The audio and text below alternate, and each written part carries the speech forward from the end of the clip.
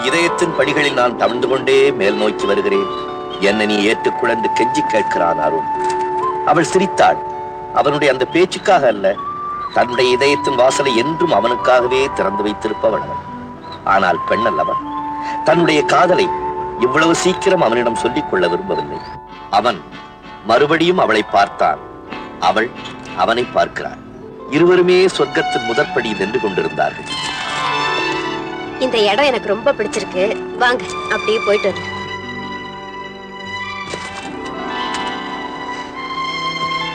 அவர்களுடைய முதல் சந்திப்பில் ஒரு ரசமான சம்பவம். அருண் பெரிய பணக்காரன், கார் வைத்திருப்பவன். ஒரு நாள் பீச்சில் காரில் போய்க் கொண்டிருந்த போது ஒரு பெண் தன்னந்தனியாக பஸ் ஸ்டாண்டில் நின்று கொண்டிருந்தாள். அவள் அவனை தட்டி அழைத்தாள். அருண் பயத்தோடு காரை நிறுத்தினான். அவளை பற்றி ஒன்றுமே தெரியாத நிலை. அவள் யாரோ, எப்படிப்பட்டவளோ, வேறு வழியின்றி காரில் ஏற்றிக்கொள்ள நேர்ந்தது. ஒவ்வொரு திருப்பத்திலும் அவர்கள் ஒருவரை ஒருவர் இடித்துக் கொண்ட போது உள்ளங்கள் ஒன்றியது. என்ன லலிதா, என்னுடைய கேள்விக்கு என்ன பதில் என்று மறுபடியும் அருண் கேட்க அவள் மௌனமாக சிரித்தாள்.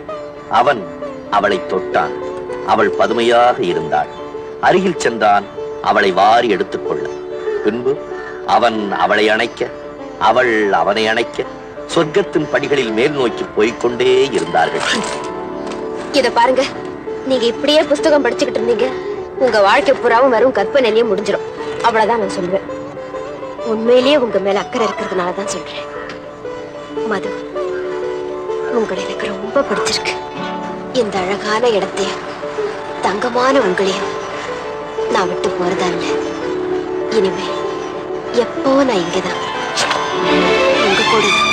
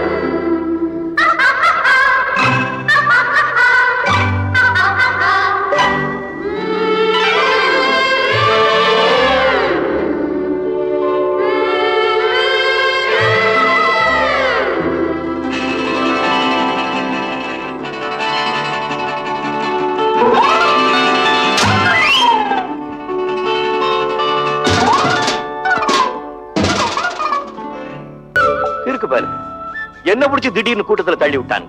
எனக்கு என்ன தெரியும்? நீ பரவாயில்ல, டான்ஸ் ஆட தெரிஞ்ச மாதிரி அப்படி இப்படி உடம்பு வளைச்சு மேனேஜ் பண்ணிட்டேன்.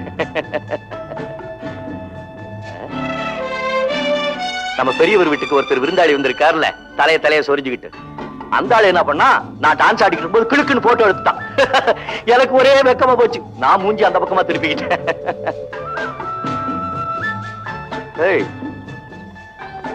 ஏன் பேசாம வர்ற? என்னாச்சு உனக்கு? என் மேல கோவமா?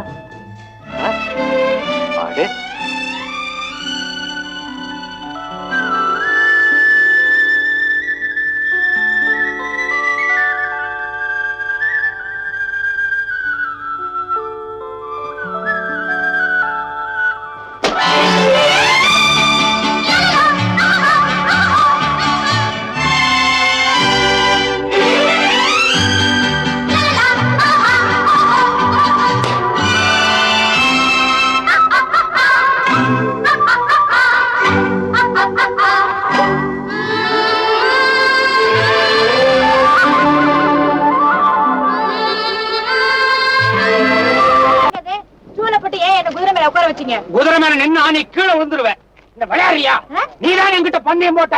முதல்ல குதிரை மேல உட்காத்தி வச்சுட்டு போனோம், அடுத்தது அந்த ஒத்த கண்ணு புலிய சுடணும், அப்பதான் நம்ம கல்யாணம் பண்ணு. இப்ப குதிரை, அடுத்தது புலி. ஐயே, குதிரை அது நல்லாவே இல்ல.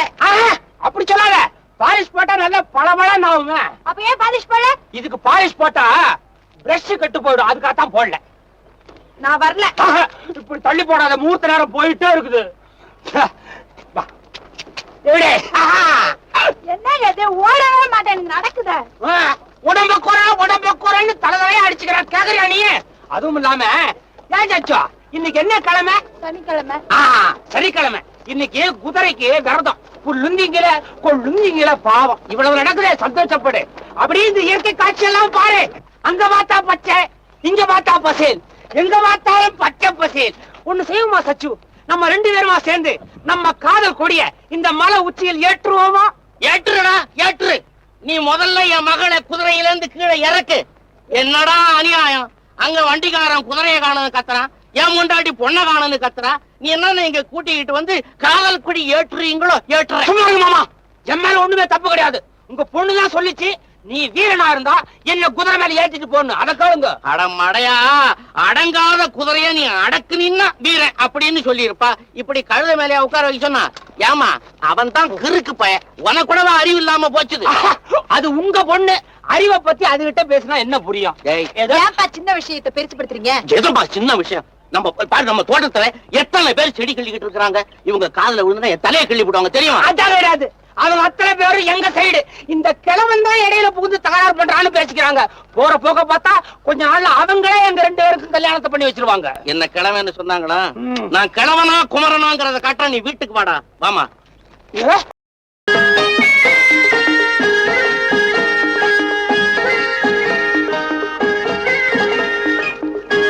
கிளி ஜோசியம் பாக்குறீங்களா ஐயா? என்ன சோசியம் பாத்துக்கிறியா? கிளிக்கிட்டயா? நல்லா இருக்கு போங்க. நீ ஒண்ணு, கிளிய பத்தி உனக்கு தெரியாது.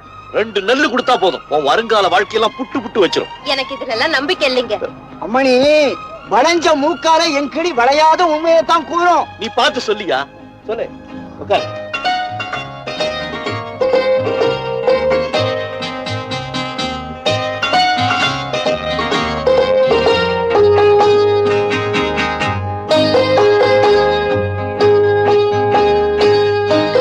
வாடா ராஜாவா, இந்த இளம் தம்பதிகளுக்கு 2 நல்ல வார்த்தையை சொல்லு.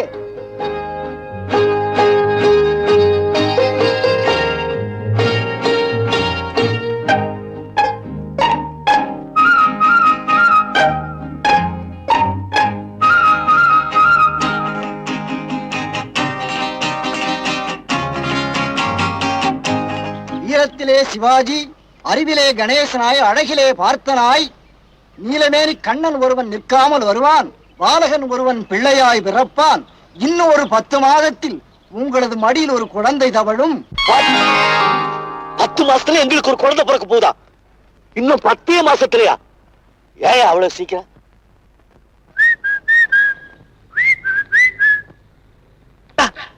என்ன நீயும்?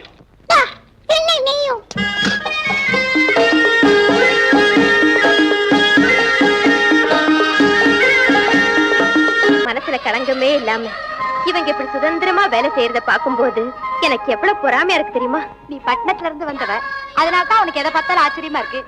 ஏனுங்கம்மா, இங்க நம்ம வீட்டுல இருந்து வர்றாங்க. நம்ம துறையான மேனேஜர், அவங்க சம்சாரம் கும்புறேன்மா. எனக்கு இந்த மரியாதை எல்லாம் வேண்டாம். இப்ப வேலை செய்துகிட்டு இருக்கீங்களே, இதை எனக்கு கத்து தரீங்களா? அதோ சச்சு, அதோ சுந்தரி, அதோ சச்சு, சுந்தரி, சச்சு. ஏய் டேய், ஏன்டா இப்படி ஏலம் கூடுறீங்க? ஏமா நான் அங்க தேடுற இங்க நிக்கிறீங்க? இல்லப்பா, காலையில எழுந்த உடனே இந்த இடத்துல பாக்கணும், இவதான் என்ன கூட்டிட்டு இருந்தா. ஏமா சொல்லாம கொள்ளாம வந்துட்ட? எனக்கு இந்த ஊர் ரொம்ப பிடிச்சிருக்குங்க. எப்பவுமே வெளியில இந்த பெண்களோட பெண்களா காட்டுல வேலை செய்யணும் போல ஆசையா இருக்கு. நீ வேலை செய்யணுமா? இவன் முண்டாட்டி தானே? மாமா, இனிமே ஒரு ஆளுக்கு கொடுக்க வேண்டிய கூலி மிச்சம். ஏன் சச்சோ, இங்க எல்லாம் என்ன காத்தடிக்குது? நீ இந்த காத்துல நடந்தானாக்கா ஜுரம் வந்துடாது. முகூர்த்த நாள் இன்னைக்கு என்ன பண்றது? யாரா உனக்கு முகூர்த்த வச்சு தலையரா? ஓங்க அரஞ்சனா அதான் நடக்காது. நீங்க அரைஞ்சா அக்கா கிட்ட சொல்லுவேன், அக்கா உங்களை அறைவாங்கல. இப்படியே பயமுறுத்துறானே. மது என் சார்புல ஒண்ணு வைக்க. அப்படி போடு. சுந்தரி, நம்ம பெரிய பங்களாவுக்கு புறப்படு. ஐயா, நீங்க அவளை கூட்டிட்டு உங்க வீட்டுக்கு போங்க. எனக்கு நிறைய வேலை இருக்கு. நான் காட்டு பங்களாவுக்கு போறேன். டேய், டேய், டேய், வாடா. என் மருமக என் கூட இருக்கும்போது காட்டு பங்களாவுல உனக்கு என்ன வேலை? மாமா, அவங்க வீட்டுல இருக்கிறதா நல்லது. அப்பதான் எனக்கும் சச்சுக்கும் நிம்மதி. ஆமா மாமா, உங்களை கெஞ்சி கேக்குறேன். நானும் அவர் கூடவே காட்டு பங்களாக்கு போயிடுறேன். அடிக்கடி வந்து உங்களை பாத்துட்டு போறோம். அவன் தான் என்னமோ வளர்றானா, நீ என்னம்மா? மாமா நீங்க தவறா நினைச்சுக்காதீங்க, நான் இவரோடவே போறேன். ஐயா ஒத்துக்காதீங்க. இவன் என் கூட வந்தா எனக்கு தான் தொல்லை. பாத்தீங்களா மாமா, நான் இவரோட இருந்தா பெரிய தொல்லையாம். எடா கூட இருந்தா தொல்லையா? உன்னை 4 பேர் மத்தியில அடிக்கப்படான்னு பாக்குறேன். ஐயோ கைய கொண்டா, கொண்டா கைய. ஐயோ புடிமா. ஐயோ காட்டு பங்களாவுக்கே நீ போம்பா. இவன் கூட போய் குடும்பம் நடத்து, அப்பதான் இவன் சரிப்பட்டு வருவான். கூட்டிட்டு போ. மாமா அங்க ஏதாவது தகராறு பண்ணாரு ஓடி வந்து சொல்லு, உரிச்சு எடுத்து விடுறேன். கூட்டிட்டு போடா, கைய விடாத.